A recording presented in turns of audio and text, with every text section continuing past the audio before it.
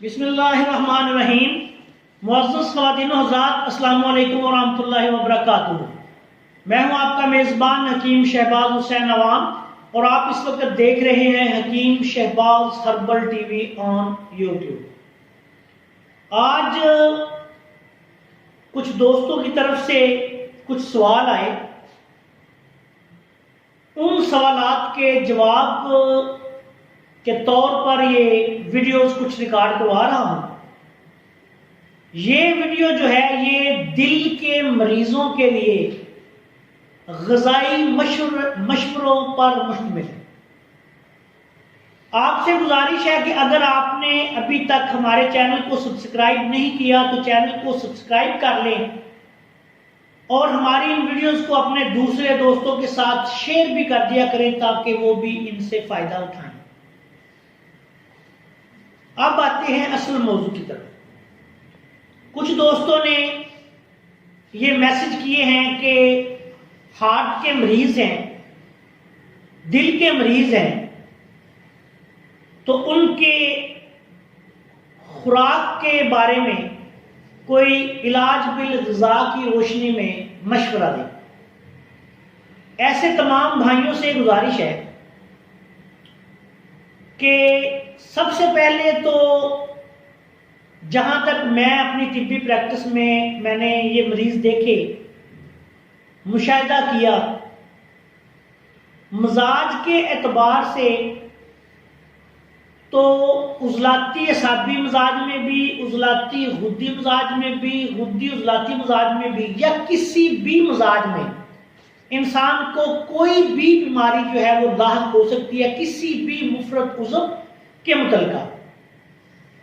کیونکہ پورا انسانی جسم جو ہے یہ اعصاب، عضلات، غدد اور الحاقی مادے پر مشتمل ہوتا ہے۔ خیر یہ تو ایک بڑی علیحدہ بحث ہے، لیکن مختصر یہ کہ دل کے مریضوں کے لیے ایک آسان سا حل غذائی مشورہ جو ہے وہ دے رہا ہوں۔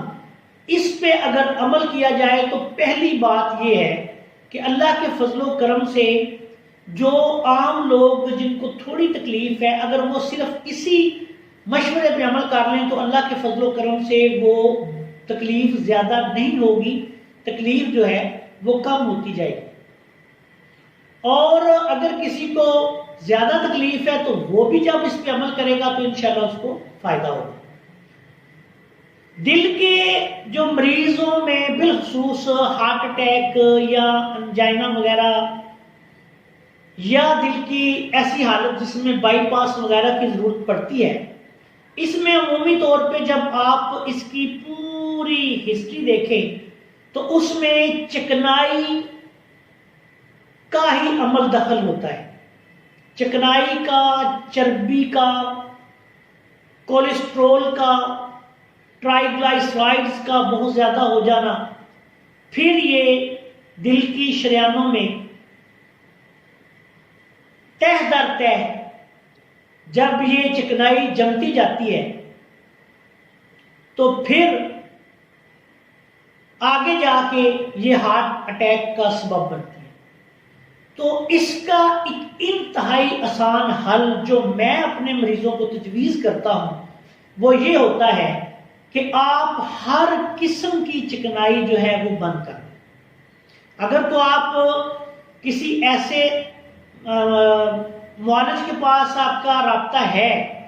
یا آپ جاتے آتے ہیں جس کو بالمزاج غذاؤں کی سمجھ ہے، اس سے اپنا مل کے اپنے مزاج کے مطابق غذائیں تجویز کروا لیں۔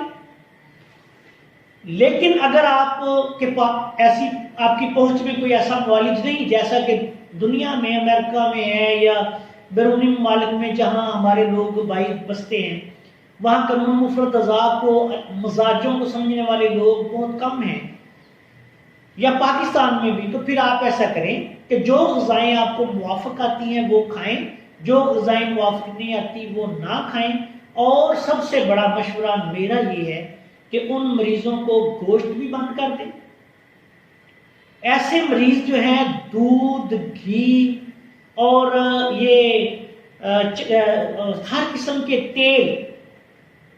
ہر قسم کی چکنائی چربی جہاں سے بھی آ رہی ہے 2 3 4 ماہ کے لیے مکمل طور پہ بند کر دیں. صرف ابلی ہوئی سبزیاں جو ہیں، سبزیاں جو آپ کو موافق آئیں، جو بھی آپ کی طبیعت کے مطابق آپ کو موافق آتی ہیں سبزیاں، وہ بوائل کریں. ان کو بوائل کر کے صرف پانی میں ان کو پکائیں اور بغیر چکنائی کے، ہر قسم کی چکنائی کے، صرف سبزیوں کو ابال کے استعمال کریں. ضرورت کے مطابق، اپنی طبیعت کے مطابق، بلڈ پریشر کو مد نظر رکھتے ہوئے آپ ہلکا نمک یا نمک مرچ اور اس طرح کالی مرچ یا کوئی زیرہ سفید وغیرہ، یہ اپنے طبیعت کے مطابق جو آپ کو سوٹ کریں آپ استعمال کریں. تو یقین کریں کہ آپ دیکھیں گے اللہ کے فضل و کرم سے بتدریج چند ماہ میں، 1 2 دن نہیں لگے گا، لیکن چند ماہ میں جب آپ کے جسم سے چربی جو ہے وہ پگھلے گی، جسم کی فالتو چربی جو ہے وہ جسم سے ختم ہوگی، نئی چربی جو ہے وہ باڈی میں نہیں جائے گی. تو اللہ کے فضل و کرم سے آپ کے یہ جو دل کا مسئلہ ہے، بالخصوص ایسے مریض جن کو ابھی ابتدائی سٹیج پر ہے، سب سے پہلی بات تو یہ ہے کہ جب عام بندوں کو تو پتہ ہی نہیں چلتا، دل کی نالیاں جو ہوتی ہیں وہ کئی جب ان میں چربی جمتی جاتی ہے تو ابتدائی طور پہ تو ان کو پتہ ہی نہیں چلتا. بعض لوگوں کو تو اٹیک ہوتا ہے تو پھر پتہ چلتا ہے کہ ان کو ہارٹ اٹیک ہو گیا. لیکن بعض لوگ ایسے ہوتے ہیں کہ جن کو ابتدائی طور پہ کوئی انویسٹیگیشن ہو جاتی ہے، پتہ چل جاتا ہے، تو وہ بھی فوری طور پہ اپنے آپ کو اس ترکیب پر عمل کر کے محفوظ کر سکتے ہیں، اپنے دل کو محفوظ کر سکتے ہیں. دوسری بات یہ ہے کہ اگر فرض کریں آپ ویسے ہی فیٹی ہیں، تھوڑی چربی کی مقدار باڈی میں زیادہ ہے یا نہیں بھی زیادہ، آپ چکنائی گوشت وغیرہ، چکن، یہ وہ چکنائیاں وغیرہ زیادہ استعمال کرتے ہیں، شوقین ہیں، تو آپ اگر دل کے امراض سے بچنا چاہتے ہیں تو بوائل سبزیاں استعمال کرنا شروع کر دیں. اگر کوئی طبیب ایسا مل جائے جو علاج بالغذا کو جانتا ہو یا ادویات کے ساتھ ساتھ مزاجوں کو، غذاؤں کے مزاجوں کو بھی جانتا ہو اور بندوں کے مزاجوں کو بھی جانتا ہو کہ اس کا مزاج کیا ہے، تو اس سے اپنا صرف غذائی پلان لے لیں کہ آپ کے لیے کون سی غذائیں مفید ہیں، کون سی غذائیں مفید نہیں. لیکن اگر ایسا بندہ نہیں آپ کو مل سکتا تو پھر آپ صرف یہ کریں، یہ تو ہر حال میں کریں. اگر آپ نے اپنے دل کے دورے سے بچنا ہے، اپنے آپ کو محفوظ رکھنا ہے، نمبر 1 خوراک جو ہے وہ کنٹرول کھائیں. دوسرے نمبر پہ چکنائیاں، گوشت، مرغن غذائیں ٹوٹل بند کر دیں. بلکہ میں تو یہ مشورہ دیتا ہوں کہ آئلز بھی بند کر دیں. صرف ابلی ہوئی سبزیاں جو ہے، کچھ نہیں ہوتا، یا سلاد کا استعمال کریں، پھل کھائیں، سلاد، پھل، سبزیاں ان کا استعمال کریں. تو اللہ کے فضل و کرم سے جو دل کے مریض ہیں ان کے لیے بے حد ان کو فائدہ ہوگا. اور جو مریض جن کو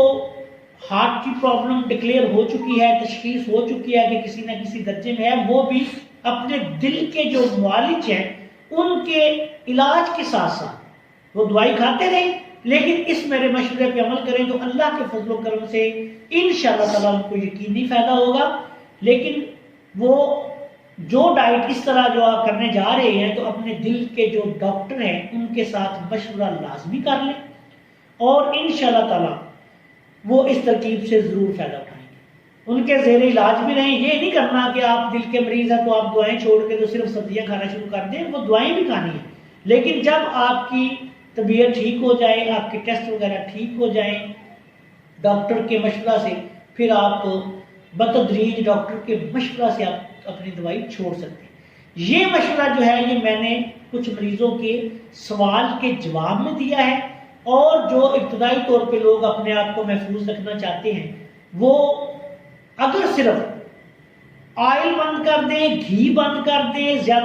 بہت زیادہ یہ گوشت وغیرہ بند کر دیں، چکنائی کا سورس بند کر دیں، تو اللہ کے فضل و کرم سے